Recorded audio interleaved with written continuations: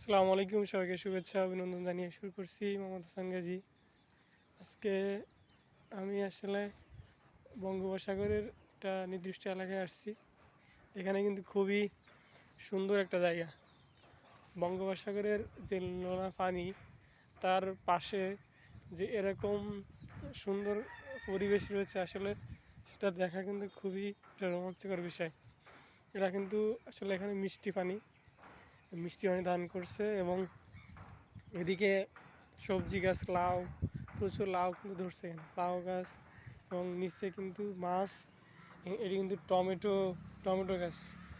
Tomato গাছে দেখলে আসলে মাথা ঘোরার মতো একটা বিষয় আসে। টমেটো গাছে প্রচুর টমেটো ধরছে এবং ফুলও আসছে, এবং আগামীতে ধরবেও। সেই প্রচুর টমেটো ধরবে। এটা কিন্তু সেই আপনার বৈজ্ঞানিক পদ্ধতি যেগুলো লাগানো হয়, যে কাগজ দিয়ে লাগানো হয়, এটা কিন্তু সেইভাবেই লাগানো হয়েছে, এবং এর এর কার্যকারিতা কিন্তু খুবই সুন্দর। এবং এটা কিন্তু আসলে খুবই একটা কার্যকরী জিনিস, যে এভাবে বৈজ্ঞানিক পদ্ধতিতে চাষাবাদ করলে খুবই ভালো ফলন পাওয়া যায়। তো এখানে টমেটো গাছ, লাউ গাছ এবং আম গাছ, বিভিন্ন ধরনের গাছ কিন্তু এখানে রয়েছে। তো এটি দেখা আসলে খুবই সৌভাগ্য বিষয়, যেমন সাগরের যে লোনা পানি, তার তীরে যে এমন ভালো ভালো জিনিস যে এখানে রোপণ করা হয়েছে, এটা আসলে খুবই মনোমুগ্ধকর।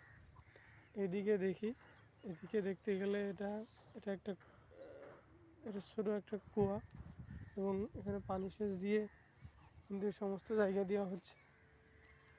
এবং আজকে সকাল প্রচুর শীত, চিটাগাং শহরে প্রচণ্ড শীত পড়ছে, কিন্তু চিটাগাং শহরে কুয়াশায় কিন্তু এতক্ষণ খুবই ঘন কুয়াশা ছিল, এবং সেটা কাটিয়ে কিন্তু একটু স্বাভাবিকের বিষয় আসছে।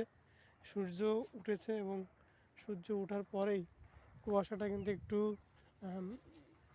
নরমের দিকে গেছে, বা একটু কম অনুভব করা হচ্ছে।